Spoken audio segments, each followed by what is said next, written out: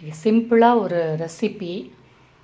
ஆனால் வந்து ஜுரம் அந்த மாதிரிலாம் சமயத்துக்கு நம்மளுக்கு உடம்பு கொஞ்சம் முடியலன்னா இந்த மிளகு ரசம் நம்மளுக்கு வந்து அவ்வளோ ஹெல்த்தியாக இருக்கும். அது எப்படி பண்ணுறதுன்னு சொல்கிறேன். புளியை கரைச்சிக்கோங்க தேவையான அளவு. அந்த புளியில் வந்து அதுக்கு தேவையான உப்பு,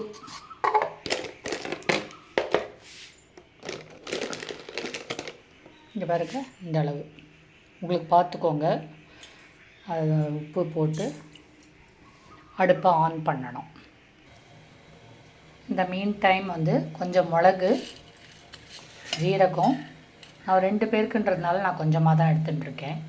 இது 3த்தையும் வந்து மிக்ஸி ஜாரில் போட்டு இந்த கரக்கரன்னு பொடி பண்ணிவிடுங்க. இதை மாதிரி பொடி பண்ணி வச்சுக்கணும்.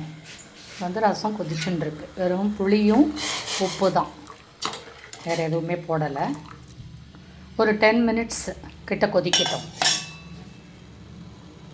கொதித்த உடனே நான் வந்து இந்த பொடி பண்ணி வச்சுருக்கிறத அதில் போட்டுட்டு கொஞ்சம் தண்ணி விடுவேன். அது பண்ணினோன்னே நான் உங்களுக்கு காமிக்கிறேன். 10 மினிட்ஸ் நல்லா கொதிச்செடுத்து இப்போ வந்து நம்ம இந்த பொடி பண்ணி வச்சுருந்தோம் இல்லையா, மிளகு, ஜீரகம், ஒரே ஒரு சிவப்பு மிளகா, அதான் அந்த சிவப்பு மிளகா காரத்தை அந்த மாதிரி போட்டுக்கோங்க.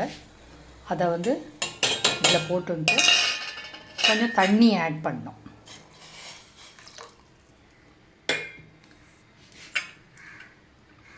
தண்ணி ஆட் பண்ணிவிட்டு இது கொஞ்சம் ஒரு கொதித்து வரணும். கொதித்து வர வரைக்கும் நம்ம இந்த மீன் டைம் வந்து நம்ம அந்த வாண்ட்லியில் இந்த அதுக்கு தாளிக்கிறதுக்கு என்னவோ அதை வந்து போட்டுடலாம். இந்த மாதிரி இந்த நுரை மாதிரி வரும். அது நல்லா கொதிச்சு எடுத்துன்னு அர்த்தம். அந்த சமயத்தில் வந்து நம்ம வந்து இதில் நெய்யில் கொஞ்சம் கடுகு, கொஞ்சோண்டு ஜீரகம் போட்டு